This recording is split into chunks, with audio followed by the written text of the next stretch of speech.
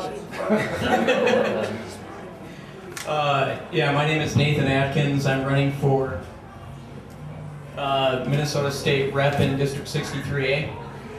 Currently a Republican stronghold, as many of you know. Minneapolis, which obviously isn't. A lot of people ask me when I first declared my candidacy why I decided to run. And the thing that I tell them is the thing that really inspired me to run was the time that I spent being unemployed. Fortunately now I do have a job, a good job that I really love, and I work with really great people, but I know a lot of people that don't have jobs. And I know that a big reason for that are the actions of our government.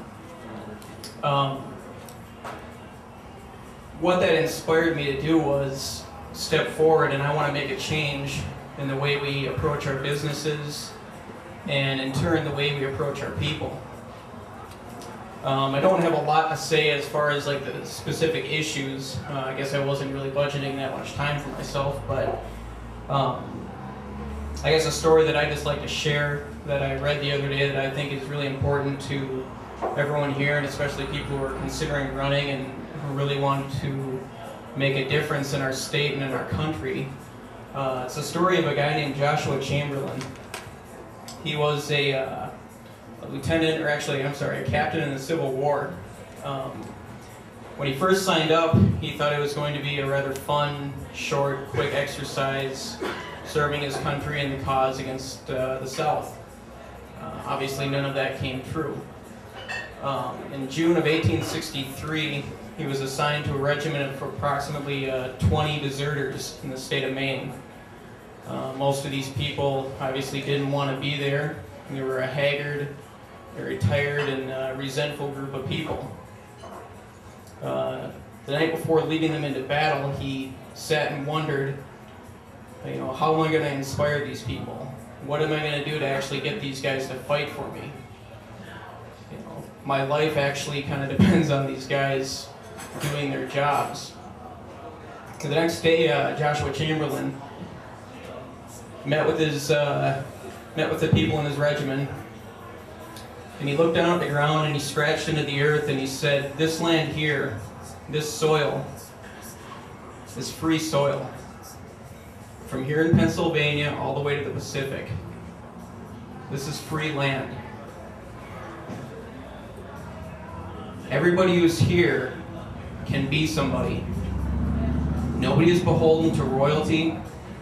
They're not beholden to who their father was. This is free soil." And he said, "Nobody is judged by what you do. Here you can rise and be free of the past, of royalty, and be what you wish to become. In this land you can be somebody. But it isn't the land, it's the idea that you and I have value, that we're worth something more than dirt. Now, I don't know about you, but I never saw dirt I'd die for. But I'm not asking you to join us to fight for dirt. What we're all fighting for in the end is each other." Chamberlain and his men would find themselves on the Union line in the Battle of Gettysburg. And through 3 days of fighting, they would play a central role in Pickett's charge. Their miraculous fighting would change the course of history in the Civil War, which in turn changed the course of history in our great republic, and which in turn changed the course of history in the world. I believe that all of us here, and all the people that we know, can make a change and change the course of history in the name of liberty. Thank you.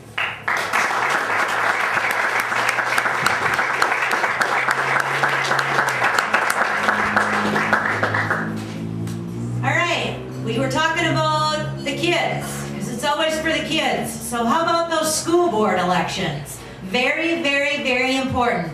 Pat Barnum, come on up.